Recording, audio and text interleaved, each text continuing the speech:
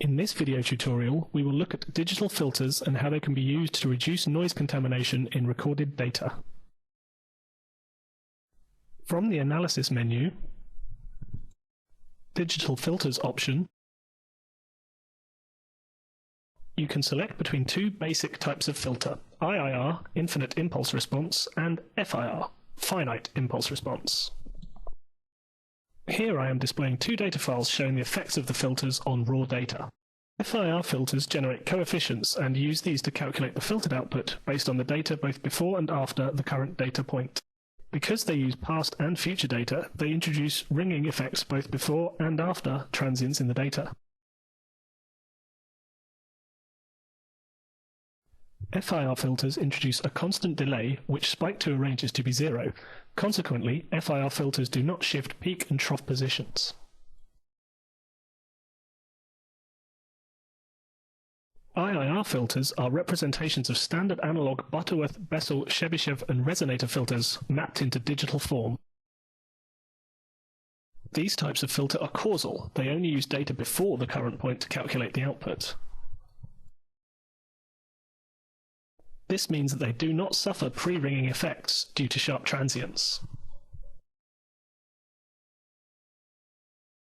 But they introduce a phase delay which changes with frequency, the result of which is that the positions of peaks and troughs will change.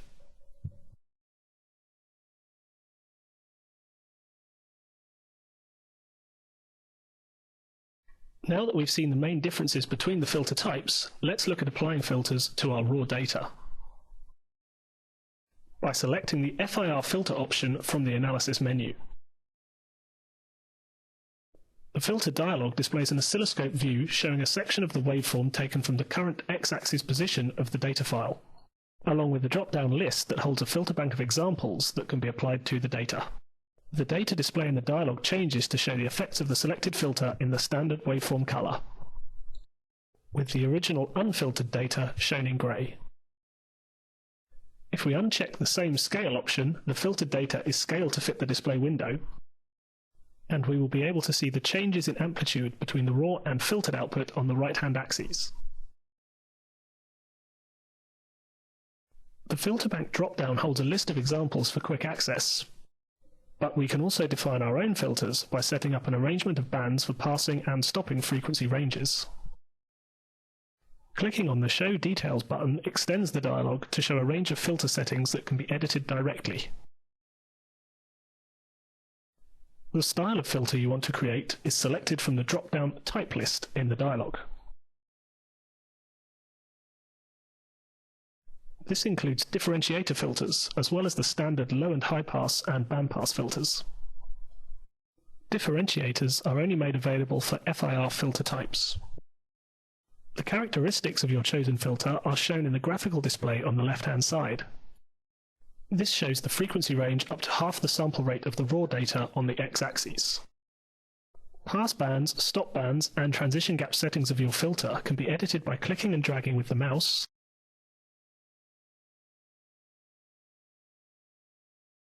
or you can edit the settings directly in the appropriate fields of the dialog.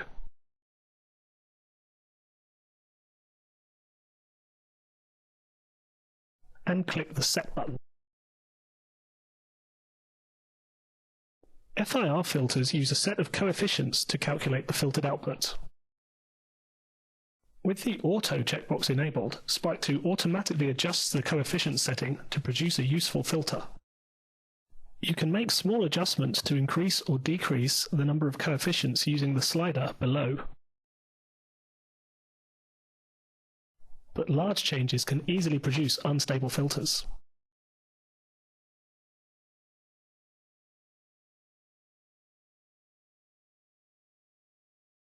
The traffic light system above the slider displays a green light if the filter is good, amber if the result is not ideal but still usable, and red if the result is no good at all.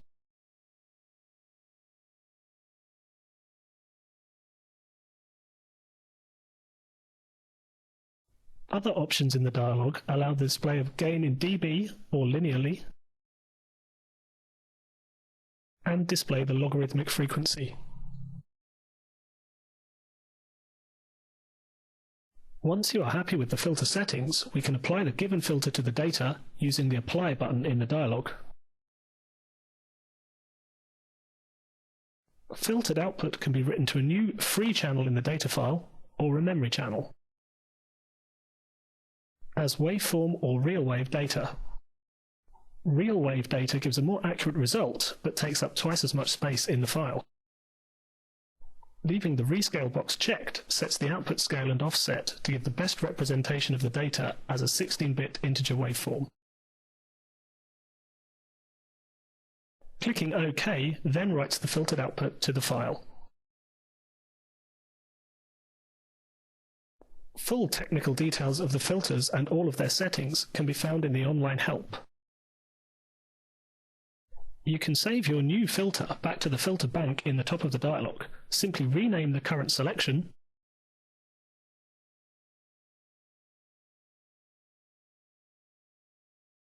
and when we close the filter dialog, we will be given the option of adding our newly created filter to the current space in the filter bank.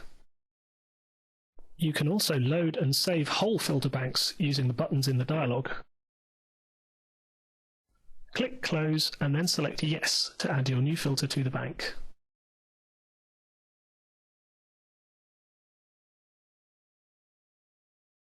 Double-clicking on the y-axis and selecting Optimize shows us our filtered data. We can also give our filtered data a title by double-clicking on the channel name.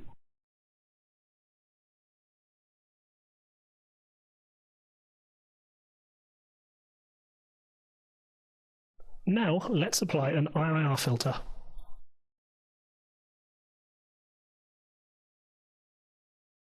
The main IIR filter dialog is the same in appearance as the FIR. Selecting log frequency for IIR filters displays the filter characteristics in a more common form.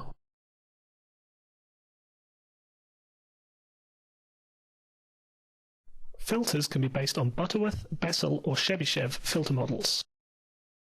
Resonator and notch filters can be used as very narrow bandpass and bandstop filters. The graphical display shows the changes in the steepness of the cutoff and the passband for each filter model.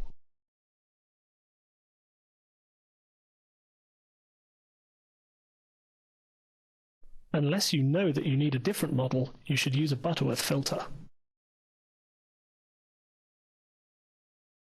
By clicking and dragging the bands, we can set up our filter much like before, or edit the corner frequency directly. The order setting determines the sharpness of the filter. This is equivalent to the dB per octave setting seen with analog filters.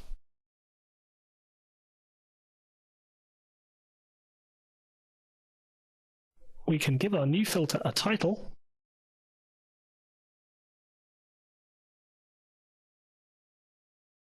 and then click Apply and OK to write the filtered data to our file.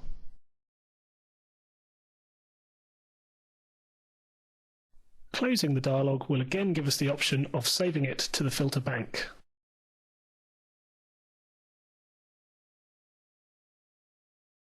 Again, we can optimize and title the channel.